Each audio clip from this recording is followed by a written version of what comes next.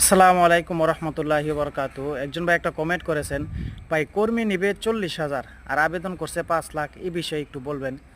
ভাই দেখেন, মালয়েশিয়াতে আপনার 2023 সালে যে পরিমাণ কর্মী ঢুকছে, প্রায় 5 লক্ষ কর্মী মালয়েশিয়াতে প্রবেশ করছে। ওই সময় কিন্তু মালয়েশিয়াতে একটা কাজের সংকট পড়ে গেছিলো। তাই সেই সংকট থেকে এখনও পরিপূর্ণ কাটে নাই, তারপরও আলহামদুলিল্লাহ এখন মোটামুটি ভালো। তো এবার এখন যে মালয়েশিয়ার কলিং ভিসা চালু হইতে যাইতেছে, আপনার এত পরিমাণে কর্মীর চাহিদা মালয়েশিয়াতে নেই। আপনি যেটা বলছেন 40,000-এর চাহিদা, যে এই 40,000-এর চাহিদা থাকলে আপনার যে 5 থেকে 6 লক্ষ আরও বেশি লোকের চাহিদা বাংলাদেশ থেকে এই মালয়েশিয়াতে আসার জন্য।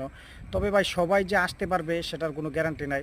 কারণ যে যে এজেন্সিগুলো আনতে পারবে, যে এজেন্সিগুলা যতগুলা মানে কর্মী নিয়োগ অনুমতি পাবে ততগুলাই আনতে পারবে। এর মধ্য থেকে দেখবেন অনেক ভাই আমাদের বাংলাদেশ থেকে কিন্তু প্রতারিত হবে। কেন? কারণ অনেকে পাসপোর্ট টাকা পয়সা জমা দিয়েও আসতে পারবে না। কেউ মনে করেন 2 নাম্বার এজেন্সিতে যাবে, এজেন্সি তাদের সাথে প্রতারণা করবে, কিছু কিছু দালাল তাদের সাথে প্রতারণা করবে।